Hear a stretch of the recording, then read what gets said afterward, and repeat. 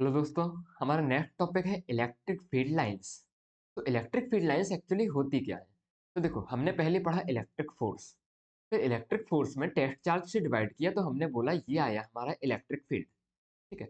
तो electric field को हम कैसे रिप्रेजेंट कर सकते हैं, देख के कैसे समझ सकते हैं, इनको ड्रा करने का जो पैटर्न होता है वो हम बोलते हैं इलेक्ट्रिक फील्ड लाइंस। तो इलेक्ट्रिक फील्ड लाइंस क्या करती हैं? किसी न किसी तरह हमें इलेक्ट्रिक फील्ड के बारे में इंडिकेशन देती हैं, ये कहाँ पर ये ज़्यादा है, कहाँ पर ये कम है, कहाँ स्ट्रॉन्ग इलेक्ट्रिक फील्ड है, कहाँ वीक इलेक्ट्रिक फील्ड है, और कहाँ पे यूनिफॉर्म है, कहीं नॉन यूनिफॉर्म है। ठीक है। तो ये चीज़ें थोड़ा देख के हमें इलेक्ट्रिक फील्ड लाइंस से क्या करते हैं, हम इलेक्ट्रिक फील्ड को रिप्रेजेंट करते हैं। तो इलेक्ट्रिक फील्ड होती क्या है? ये कर्व होती है। Means actually electric field line हमारी कुछ इस कर्व के फॉर्म में होती है। इस कर्व पे यदि हम टेंजेंट डालते हैं, मान लो इस पॉइंट पे हमने टेंजेंट डाला, या फिर इस पॉइंट पे टेंजेंट डाला, या फिर इस पॉइंट पे टेंजेंट डाला, तो इलेक्ट्रिक फील्ड लाइन एक कर्व होती है जिसपे हम यदि किसी पॉइंट पर टेंजेंट डालते हैं तो उस पॉइंट पर इलेक्ट्रिक फील्ड की डायरेक्शन क्या है, ये हमें इलेक्ट्रिक फील्ड लाइन बताती है। टेंजेंट क्या होता है? टेंजेंट वो होता है जो किसी सर्किल को केवल एक पॉइंट पे टच करे, मतलब एक पॉइंट पे काटे या फिर एक पॉइंट पे टच करे। ठीक है। तो किसी कर्व पर यदि हम किसी पॉइंट पे टेंजेंट डालते हैं, इलेक्ट्रिक फील्ड लाइन वो लाइन होती है जिसके किसी पॉइंट पे यदि हम टेंजेंट डालें तो हमको उस पॉइंट पर इलेक्ट्रिक फील्ड की वैल्यू मिलती है। ठीक है, कि मतलब उस पॉइंट पर इलेक्ट्रिक फील्ड की डायरेक्शन क्या है। ठीक है, कुछ कुछ समझे। इनकी कुछ प्रॉपर्टीज के बारे में जानती है। पहली प्रॉपर्टी तो ये है कि इनमें कोई भी ब्रेक नहीं होता, मतलब ये ऐसी नहीं होती हैं, ये कंटिन्यूअस होती हैं। कैसी होती हैं? कंटिन्यूअस होती हैं। दूसरी चीज, ये पॉजिटिव चार्ज से निकलती हैं और नेगेटिव चार्ज पे एंड होती हैं, और ये कोई लूप फॉर्म नहीं कर सकती। ठीक है। पॉजिटिव चार्ज से निकलती है मतलब कोई पॉजिटिव चार्ज से ये बाहर की तरफ निकलती हैं, ऐसे। पॉजिटिव चार्ज के लिए यदि हम इलेक्ट्रिक फील्ड का पैटर्न बनाएंगे तो कुछ ऐसा होगा। वहीं यदि हम नेगेटिव चार्ज के लिए इलेक्ट्रिक फील्ड का पैटर्न बनाएंगे तो इलेक्ट्रिक फील्ड कहाँ जाएगी? नेगेटिव चार्ज के अंदर की तरफ जाएगी।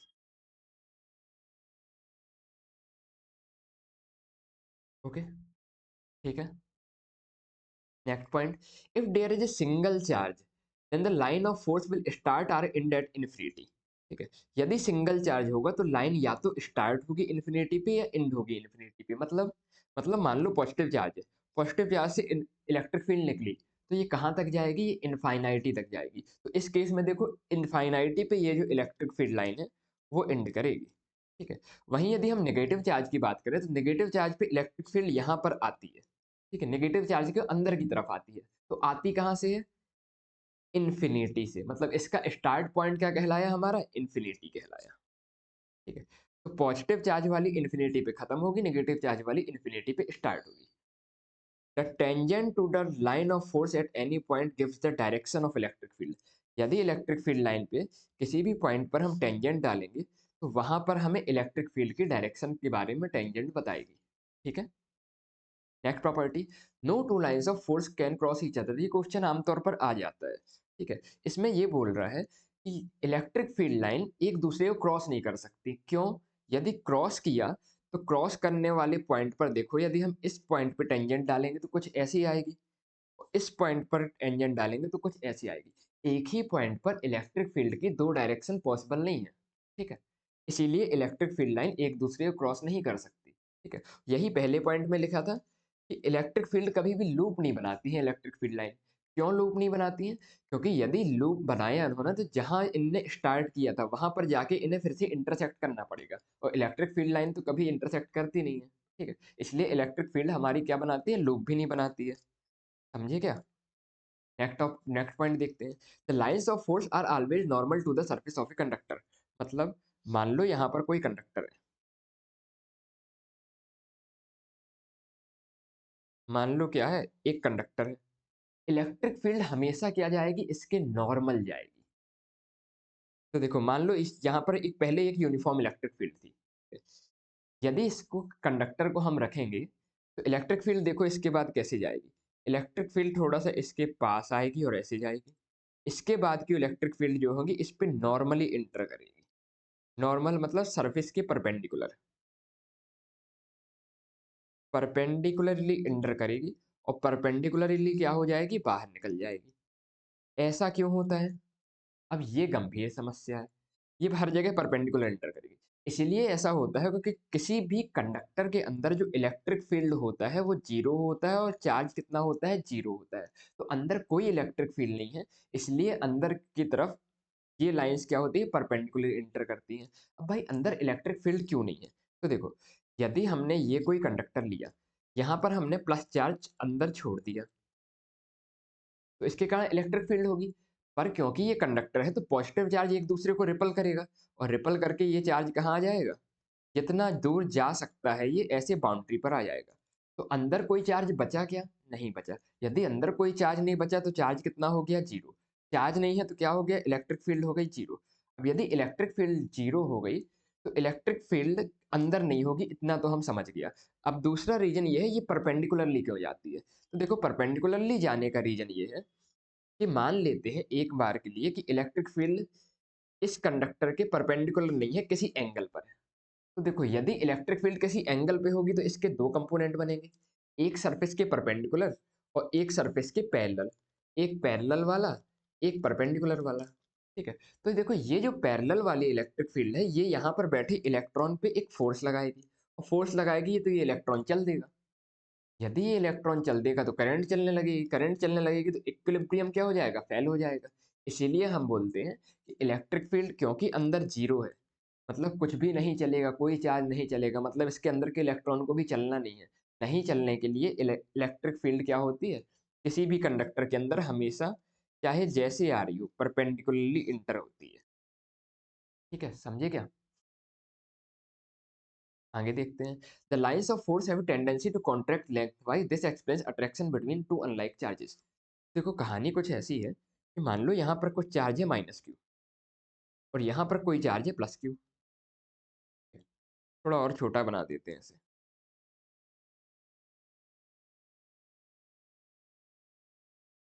मान लो ये है हमारा माइनस चार्ज और ये है हमारा प्लस क्यू चार्ज। ठीक है, तो क्वेश्चन बोल रहा है लेंथ वाइज कॉन्ट्रैक्ट होता है। ठीक है, तो मतलब ये क्या बोलना चाहता है? देखो हमने बोला था नेगेटिव से में अंदर जाती है इलेक्ट्रिक फील्ड और पॉजिटिव से निकलती है। तो ये पॉजिटिव से निकली तो इसको नेगेटिव के अंदर भी तो जाना है। पॉजिटिव से निकली तो नेगेटिव के अंदर भी तो जाना है। तो पॉजिटिव से पॉजिटिव से पॉजिटिव से ऐसे निकलेगी और नेगेटिव के क्या होगी? अंदर जाएगी। ठीक है, समझे क्या कुछ कुछ? तो पॉजिटिव से ये बाहर निकलेगी और लेंथ वाइज नेगेटिव के अंदर जाएगी। मतलब ये क्या होगी? लेंथ वाइज पहले ये बाहर की तरफ निकली, यहाँ इस एरिया में यदि हम देखें तो ये लैटरली एक्सपेंड हो रही थी और बाद में ये क्या हुई? लैटरली कॉन्ट्रैक्ट हुई। क्यों? क्योंकि अनलाइक चार्जेस के केसेज में इसको एक से बाहर निकलना है तो दूसरे के अंदर जाना है। The lines of force have a tendency to expand laterally as to exert lateral pressure on neighboring lines of force. This explains repulsion between two similar charges. तो देखो एक्चुअली ये बोलना चाह रहा है, मान लो ये एक पॉजिटिव चार्ज है और ये एक पॉजिटिव चार्ज है, तो इनके कारण इलेक्ट्रिक फील्ड लाइन का पैटर्न कैसा होगा? तो देखो भाई हम जानते हैं इलेक्ट्रिक फील्ड इस पॉजिटिव चार्ज से क्या होती है? निकलती है। तो ये भाई इस तरफ की इलेक्ट्रिक फील्ड क्या होगी? निकल जाएगी। ये निकल गई। ऐसे ही इस वाले की इलेक्ट्रिक फील्ड इस तरफ क्या होगी? निकल जाएगी। ये निकल गई। लेकिन ये पॉजिटिव की इलेक्ट्रिक फील्ड इस तरफ जो जाने वाली होगी वो कुछ इस तरफ ऐसे मुड़ने लगेगी। ऐसे ही इस तरफ निकलने वाली इलेक्ट्रिक फील्ड कुछ ऐसे ऊपर की तरफ मुड़ जाएगी। ये मेरा डायग्राम कहीं कहीं पे क्रॉस हो जा रहा है पर इलेक्ट्रिक फील्ड लाइन कहीं पे क्रॉस नहीं होती है, तो आपको बनाते वक्त याद रहना है। इसलिए ये जो पेन होता है ये स्क्रीन पे थोड़ा स्लिप होता है। मीन जैसे सॉफ्ट पॉइंट चाहिए होता है ना, जैसे आप कॉपी पे लिखते हो तो कॉपी सॉफ्ट होती है, या फिर जब हम मार्कर से बोर्ड में लिखते हैं तो मार्कर की टिप सॉफ्ट होती है, पर यहाँ पर स्क्रीन भी हार्ड है और उस पेन की निब भी हार्ड है, इसलिए पेन स्लिप होता है। ठीक है, इसलिए एक्यूरेट इतना हो नहीं पाता है। ठीक है, तो लाइन्स ऑफ फोर्स जब पॉजिटिव के लिए दोनों के लिए होगी तो क्या होगा? ये एक दूसरे को क्या करेंगे? लेटरली एक्सपेंड करेंगे। बीच में कहीं पर हमें क्या मिलेगा? एक पॉइंट मिलेगा, नल पॉइंट, जहां पर दोनों की इलेक्ट्रिक फील्ड एक दूसरे की कैंसिल कर रही होगी। इस पॉइंट पर हम बोल सकते हैं इलेक्ट्रिक फील्ड जीरो होगी इस नल पॉइंट पर। और इलेक्ट्रिक फील्ड जो जीरो होगी तो यदि यहाँ पर हम कोई टेस्ट चार्ज रखेंगे तो उस पर फोर्स भी जीरो रहेगा। ठीक है, the relative closeness of lines of force give a measure of strength of electric field in any region. मतलब मान लो इलेक्ट्रिक फील्ड कुछ ऐसी है, ठीक है। तो देखो इस वाले रीजन की यदि हम बात करें तो यहाँ पर इलेक्ट्रिक फील्ड क्या है, क्लोज है। तो जहाँ पर क्लोज है तो हम बोलेंगे यहाँ पर स्ट्रॉन्ग इलेक्ट्रिक फील्ड है। और जहाँ पर इलेक्ट्रिक फील्ड क्या हो गई, दूर दूर हो गई, तो इस रीजन पे हम बोलेंगे यहाँ पर वीक इलेक्ट्रिक फील्ड है। और यदि इलेक्ट्रिक फील्ड बिल्कुल ऐसी पैरेलल लाइन जैसी है तो हम इसको बोलेंगे ये कैसी है हमारी, ये हमारी यूनिफॉर्म इलेक्ट्रिक फील्ड है। ओके, ना समझ में आया? आगे चलें। Next property, the lines of force do not pass through a conductor because the electric field inside a conductor is zero. ये तो हम देख चुके हैं, एक कंडक्टर के अंदर इलेक्ट्रिक फील्ड क्या होती है, जीरो होती है। क्यों? क्योंकि चार्ज जीरो होता है। तो इसके अंदर इलेक्ट्रिक फील्ड पास नहीं होती है। कैसे जाती है? इसके अंदर परपेंडिकुलरली इंटर हो जाती है, और परपेंडिकुलरली इससे क्या होती है, बाहर निकल जाती है।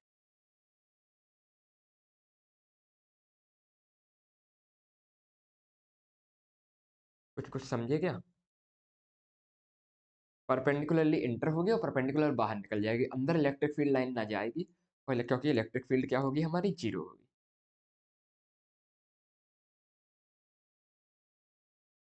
ठीक है। नेक्स्ट बात करते हैं इलेक्ट्रिक डाइपोल की। तो इलेक्ट्रिक डाइपोल क्या होता है? देखो, एक माइनस क्यू चार्ज, एक क्यू चार्ज, इन दोनों के कॉम्बिनेशन को हम क्या बोलते हैं, इलेक्ट्रिक डाइपोल बोलते हैं। थोड़ा दूरी पर एक हमारा माइनस क्यू चार्ज रखा है, और इससे थोड़ी दूरी पर हमारा क्या रखा है, प्लस क्यू चार्ज रखा है। इसको हम क्या बोलते हैं, इलेक्ट्रिक डाइपोल। इनके बीच की जो लेंथ लेते हैं, हम लेते हैं, आम तौर पर हम 12 लेते हैं। तो एक टर्म आता है इलेक्ट्रिक डाइपोल मोमेंट। तो इलेक्ट्रिक डाइपोल मोमेंट क्या होता है, कोई भी एक चार्ज क्यू इनटू उसके बीच की डिस्टेंस 12। अब मान लो कभी क्वेश्चन में लिखा आया माइनस क्यू और क्यू और इसके बीच की डिस्टेंस एल है, तो इलेक्ट्रिक डाइपोल मोमेंट को पी से रिप्रेजेंट करते हैं, ये कितना हो जाएगा, क्यू इंटू एल हो जाएगा। तो जितनी भी डिस्टेंस माइनस चार्ज और प्लस चार्ज के बीच में होती है, उससे मल्टीप्लाई कर देते हैं, तो हम उसको क्या बोलते हैं, डाइपोल मोमेंट। ये क्या होता है, इलेक्ट्रिक डाइपोल मोमेंट एक वेक्टर क्वांटिटी है। कैसी क्वांटिटी है, वेक्टर क्वांटिटी है। वेक्टर है तो इसकी कुछ डायरेक्शन भी होगी। क्या हो जाएगी इसकी डायरेक्शन, इसकी डायरेक्शन होती है minus q to plus Q. ठीक है, इतनी चीजें याद रखना है। तो इलेक्ट्रिक डाइपोल क्या रहता है, एक माइनस क्यू चार्ज एक प्लस क्यू चार्ज थोड़ी दूर में रखा होता है। इनके बीच की डिस्टेंस आमतौर पर हम कितनी मानते हैं, 12 मानते हैं, क्योंकि हमें डेरिवेशन के लिए 12 की आवश्यकता होती है। ठीक है। एक चीज होती है electric dipole moment. Electric dipole moment को पी से रिप्रेजेंट करते हैं। ये होता है Q into distance between both charges. ठीक है। यदि डिस्टेंस हमें एल दी होगी तो क्यू इंटू एल लिख देंगे। डिस्टेंस यदि 2 एल दी होगी तो क्यू इंटू 2 एल लिख देंगे। ये होता है हमारा डाइपोल मोमेंट। अब इसमें दो इंपॉर्टेंट डेरिवेशन आते हैं। कौन कौन सी इंपॉर्टेंट डेरिवेशन, यदि डाइपोल है, मान लो यहाँ पर चार्ज है माइनस क्यू, यहाँ पर प्लस क्यू है, तो इन दोनों को मिलाने वाली लाइन पर कोई पॉइंट है पी। तो इस पॉइंट पर इलेक्ट्रिक फील्ड कितनी होगी, इस पॉइंट की पोजीशन को हम बोलते हैं एक्सियल पोजीशन।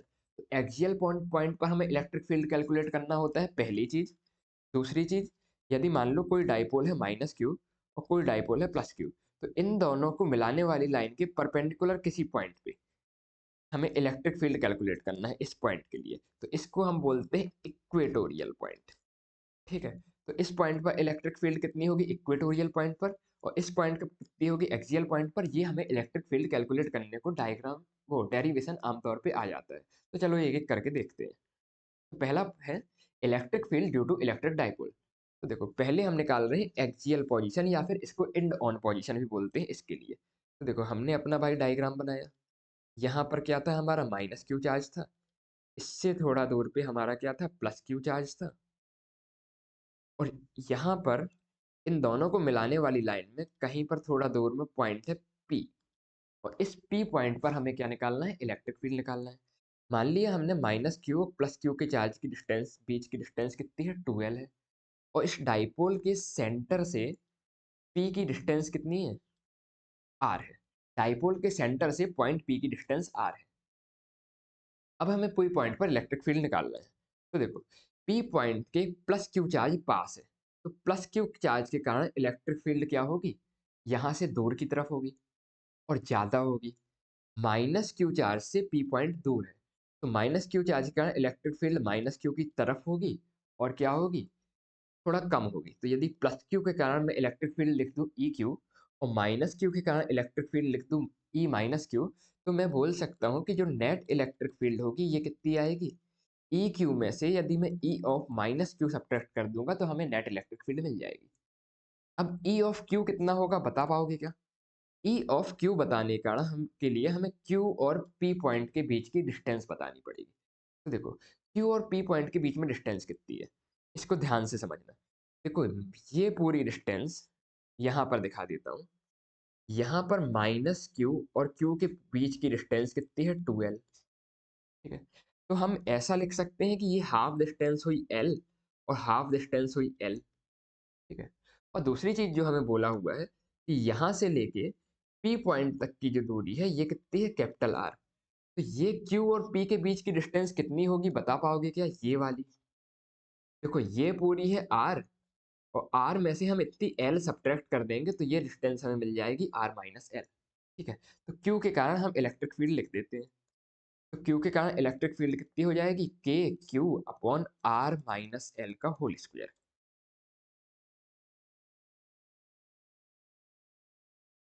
ठीक है, माइनस, अब हमें माइनस लगा कि माइनस क्यू चार्ज के कारण इलेक्ट्रिक फील्ड चाहिए। अब माइनस क्यू के चार्ज के कारण इलेक्ट्रिक फील्ड चाहिए तो माइनस क्यू से डिस्टेंस चाहिए पी पॉइंट की। तो देखो, इतना हो जाएगी हाफ डिस्टेंस यानी कि एल, और बाकी की बची हुई कितनी है, आर। तो हम इसको लिख सकते हैं K into q upon r plus L का होल स्क्वायर। ठीक है, देखो, के और क्यू कॉमन आ रहा है तो के क्यू कॉमन ले लिया। यहाँ बचा 1/r माइनस एल का whole square minus 1/r plus L का होल स्क्वायर। अब इसको सॉल्व करना है। सॉल्व करने के लिए हमने लिख दिया के क्यू, और डेनोमिनेटर का एलसीएम लिया, तो डेनोमिनेटर में एक तरफ आ गया आर माइनस एल का होल स्क्वायर और दूसरी तरफ आ गया आर प्लस एल का होल स्क्वायर, और न्यूमरेटर में आ गया आर प्लस एल का whole square minus r minus L का होल स्क्वायर। ओके, और ये पूरा बड़े ब्रैकेट के अंदर क्या होगा, बंद हो गया। अब देखो, यदि इसको ओपन करेंगे ए प्लस बी के होल स्क्वायर के फॉर्मूले से, तो ये आ जाएगा r square plus L square plus 2rl minus, इस वाले को ओपन करेंगे और माइनस से मल्टीप्लाई करेंगे क्योंकि सामने माइनस है, तो ये हो जाएगा minus r square minus L square plus 2rl upon में, देखो यहाँ पर a माइनस बी लिखा है और a प्लस बी लिखा है। ठीक है, a माइनस बी लिखा है और a प्लस बी लिखा है, तो ये हो जाएगा ए स्क्वायर माइनस बी स्क्वायर, और पूरे का कितना, होल स्क्वायर साथ में लिख दिया। ये जो अलग अलग दो स्क्वायर लिखे थे इनको साथ में लिख दिया। ओके, अब देखो कुछ कुछ कट रहा है क्या, आर स्क्वायर से आर स्क्वायर कटा, एल स्क्वायर से एल स्क्वायर कटा, ये 2rl और 2rl मिलके कितना हो गया, 4rl। तो k into q into 4rl upon r square minus L square का होल स्क्वायर। ये क्या आ गई, हमारी एक्सियल पॉइंट पर इलेक्ट्रिक फील्ड की वैल्यू आ गई। इसको यदि हम थोड़ा सा और सॉर्ट करना चाहें तो देखो, इस L को, इस Q को और 2 को, मतलब इस पूरे न्यूमरेटर से हम 2QL यदि बाहर निकाल लें तो 2QL कितना होता है, 2QL P के बराबर होता है। तो इस न्यूमरेटर से 2QL की जगह हम P लिखते हैं, तो यहाँ बचेगा K, यहाँ बचेगा P, और अंदर और क्या बच जाएगा, 2 और R, इतनी चीजें बचेंगी। और नीचे क्या बच जाएगा, r square minus L square का होल स्क्वायर। ये क्या आ गई, हमारी नेट इलेक्ट्रिक फील्ड की वैल्यू। ठीक है, कुछ कुछ समझिए क्या। अब देखो, इसमें एक एजम्पशन और आता है कि यदि मान लो एल बहुत बहुत बहुत बहुत छोटा है आर से, तो हम एल को निग्लेक्ट कर सकते हैं। तो देखो, यहाँ तक का हमारा कितना आ गया है, अभी अभी हमारा आ गया है E equal to 2 k p r upon r square minus L square का होल स्क्वायर। अब हम बोल रहे हैं, यदि एल, एल मीन्स डाइपोल के बीच की डिस्टेंस का हाफ, ये बहुत बहुत बहुत छोटा है आर से, तो एल को हम निग्लेक्ट कर सकते हैं। तो एल स्क्वायर को यदि हम निग्लेक्ट कर देंगे तो ई इक्वल टू ऊपर क्या है, 2 k p r, नीचे एल स्क्वायर निग्लेक्ट हो जाएगा तो आर स्क्वायर बचेगा, और आर स्क्वायर का स्क्वायर यानी कि r⁴ बचेगा। तो आर को r⁴ से कैंसिल करेंगे तो इलेक्ट्रिक फील्ड आ जाएगी हमारी 2 kp/r³। ठीक है, ये फॉर्मूले से बहुत यूज होता है, तो इसको याद रखना है। ठीक है, कि एक्सियल पॉइंट पर डाइपोल के कारण इलेक्ट्रिक फील्ड कितनी होती है, 2 × k × p/r³। देखो, बहुत सारी मैथमेटिकल कैलकुलेशन है, उसमें भी मेन चीज एलसीएम ही है। ठीक है, हो सकता है कहीं ना कहीं बीच में थोड़ा समस्या आए कि नहीं समझ में आ रहा, तो एक बार रिवाइंड करके देखना और खुद से पेन कॉपी चला के देखना, तो डेरिवेशन बनेगा। ठीक है, केवल एलसीएम में माइनस करना था। ओके, देखो अब यहाँ से हम एक और कंक्लूजन निकाल सकते हैं कि जो इलेक्ट्रिक फील्ड होती है एक्सियल पॉइंट पर डाइपोल के कारण, ये कितनी होती है, आर क्यूब का इनवर्स होती है। ठीक है, दूसरी चीज, इलेक्ट्रिक फील्ड की डायरेक्शन क्या होती है, डाइपोल की डायरेक्शन में ही होती है। मतलब देखो डाइपोल की डायरेक्शन कितनी होती है, minus q to plus Q, और इलेक्ट्रिक फील्ड की डायरेक्शन भी हमारी क्या आ रही है, यहाँ माइनस क्यू प्लस क्यू, क्योंकि ई क्यू बड़ी है, ई माइनस क्यू छोटी है। तो electric field is parallel to dipole direction, यानी कि minus q to plus q direction में। ठीक है, कुछ कुछ आया क्या समझ में। अगला डेरिवेशन आता है, हमें इक्वेटोरियल पोजीशन की यदि इलेक्ट्रिक फील्ड निकालनी हो तो कैसे निकालेंगे, इसको भी समझते हैं। देखो मान लो यहाँ पर कोई चार्ज है माइनस क्यू, और यहाँ पर दूसरा चार्ज है हमारा प्लस क्यू, और इन दोनों के बीच की डिस्टेंस कितनी है हमारी, थोड़ा और जूम कर दें इसे, छोटे से में समझ में नहीं आएगा नहीं तो। प्लस क्यू, इन दोनों के बीच की डिस्टेंस क्या है, 12। यहाँ पर इन दोनों के बीच में कोई लाइन है, यहाँ पर एक पॉइंट है हमारा पी, और इस पॉइंट पर हमें क्या निकालना है, इलेक्ट्रिक फील्ड निकालना है। तो कैसे निकालेंगे, देखो भाई कहानी कुछ ऐसी है कि इसको हमने यहाँ पे ऐसे मिला दिया, और इसको हमने यहाँ पर ऐसे मिला दिया। ये दोनों डिस्टेंस कितनी है, दोनों चार्ज के बीच की डिस्टेंस 2l होती है, तो ये आधी डिस्टेंस l हो गई, ये आधी डिस्टेंस l हो गई। और मान लो ये जो हाइट है, ये हाइट कितनी है, r हाइट है। ठीक है, तो यहाँ से ये देखो ये जो हाइपोटेनस है इसको हम कितना लिख सकते हैं, r square plus L square. अब थोड़ा सा इलेक्ट्रिक फील्ड के बारे में देखते हैं। तो देखो पॉजिटिव चार्ज के कारण इलेक्ट्रिक फील्ड इस पॉइंट पे होगी इस तरफ, कितनी, ई क्यू के कारण, और नेगेटिव चार्ज के कारण जो इलेक्ट्रिक फील्ड होगी ये इस तरफ होगी, कितनी, ई ऑफ माइनस क्यू। अब इन दोनों को ऐड करना है, तो कैसे ऐड करें, वेक्टर कंपोनेंट ले लेते हैं। तो देखो पहले ऊपर वाले ई क्यू के लेते हैं। तो देखो ये यदि थीटा है, तो ये वाला एंगल भी क्या होगा, थीटा होगा। और यदि ये थीटा होगा, तो ये हो गया हमारा ई क्यू कॉस थीटा, और ऊपर की तरफ आ गया हमारा E Q sine theta. Okay, दूसरे किसी के कारण देखते हैं, ये ई ऑफ माइनस क्यू के कारण देखें, तो ई ऑफ माइनस क्यू का कंपोनेंट देखो यहाँ पर थीटा है, तो ये एंगल हो गया थीटा। यदि ये एंगल थीटा हो गया, तो इस तरफ ई क्यू का कंपोनेंट आया ई of minus Q cos theta, और नीचे की तरफ कंपोनेंट आया क्या, कौन सा, ई of minus Q sine theta. Okay, देखो यदि हमें इलेक्ट्रिक फील्ड चाहिए है, तो हम इलेक्ट्रिक फील्ड का समीशन कर दें एक्स डायरेक्शन में, तो नेट इलेक्ट्रिक फील्ड हमें मिल जाएगी। तो एक्स डायरेक्शन में देखो दोनों इलेक्ट्रिक फील्ड कहाँ है, लेफ्ट की तरफ है, तो हम लिख सकते हैं ई क्यू कॉस थीटा एक, और एक और electric field E q cos, E of minus Q cos theta है, तो ई of minus Q cos theta. ये हो गई हमारी एक्स डायरेक्शन में इलेक्ट्रिक फील्ड, और इसकी डायरेक्शन लिख देते हैं, ये कैसी है, लेफ्ट की तरफ। अब देखो ई क्यू और ई और माइनस क्यू की वैल्यू क्या होगी, सेम होगी। क्यों सेम होगी, क्योंकि डिस्टेंस तो माइनस क्यू से इस पॉइंट की और प्लस क्यू से इस पॉइंट की सेम है, और डायरेक्शन तो हम निकाल चुके हैं, और चार्ज भी सेम है। ठीक है, चार्ज अपोजिट है तो अपोजिट से डायरेक्शन का डिफरेंस पड़ेगा, तो डायरेक्शन तो हमने पहले ही देख लिया। तो इन दोनों को टोटल करके हम लिख सकते हैं two E q cos theta. अब हमें बस क्या करना है कि टू ई क्यू और कॉस थीटा की वैल्यू डालनी है। तो देखो टू इंटू ई क्यू की वैल्यू कितनी होगी, ई क्यू की वैल्यू आ जाएगी K into charge upon distance का स्क्वायर, और डिस्टेंस कितनी है, ये जो हाइपोटेनस है ये क्या है, हमारी डिस्टेंस है। तो हाइपोटेनस है under root r square plus L square, और डिस्टेंस का हमने क्या कर दिया, स्क्वायर कर दिया, तो ये लिख दिया हमने इलेक्ट्रिक फील्ड। अब हमें लिखना है इसके मल्टीप्लाई में कॉस थीटा। देखो कॉस थीटा क्या होता है, बेस अपॉन हाइपोटेनस। तो बेस देखो बेस कितना है, बेस है हमारा एल, तो बेस की जगह एल लिख दिया, और हाइपोटेनस कितनी निकाली है हमने, r square plus L square, तो ये हमारी हाइपोटेनस हो गई। ठीक है? तो ये हमारी एक्स डायरेक्शन में इलेक्ट्रिक फील्ड आ गई। अब देखो हमें पता है एक्स की पावर यदि 1 लिखा है और इंटू एक्स की पावर 1/2 लिखा है, तो ये टोटल कितना होता है, एक्स की पावर 3/2। मैथ्स वाले हंसना नहीं, ये बायोलॉजी वालों के लिए चीजें बता देते हैं। बेस सेम होता है तो पावर ऐड हो जाती है, तो 1 और 1/2 ऐड होकर 3/2 हो जाएगा। ठीक है, तो ऐसे ही यदि हम देखें यहाँ पर, तो r square plus L square की पावर 1 है। क्यों 1 है, क्योंकि ये अंडर रूट और स्क्वायर कट जाएगा, और यहाँ पर पावर हाफ है क्योंकि अंडर रूट है। तो इस पूरे को मल्टीप्लाई करके हम क्या लिख सकते हैं? देखो 2 और Q और L की जगह लिख दिया P, K की जगह लिख दिया K upon r square plus L square whole to the power 3/2। और ये किस डायरेक्शन में आ गई? इलेक्ट्रिक फील्ड एक्स डायरेक्शन में। ठीक है, अब वाई डायरेक्शन की इलेक्ट्रिक फील्ड निकालते हैं। तो देखो वाई डायरेक्शन की इलेक्ट्रिक फील्ड निकालने के लिए हम देख रहे हैं, ऊपर की तरफ ई क्यू साइन थीटा है और माइनस की तरफ E Q minus E of minus Q sine theta है। और ई क्यू और ई ऑफ माइनस क्यू तो सेम ही है, तो ये दोनों टर्म कैंसिल हो जाएगी और वाई डायरेक्शन में इलेक्ट्रिक फील्ड कितनी आ जाएगी? जीरो। तो हम बोल सकते हैं कि जो नेट इलेक्ट्रिक फील्ड होगी हमारी, ये एक्स डायरेक्शन की इलेक्ट्रिक फील्ड के बराबर ही होगी, जो होगी K P upon r square plus L square to the power 3/2। अब जो पिछली बार हमने एजम्पशन किया था वही एजम्पशन फिर से करते हैं। क्या?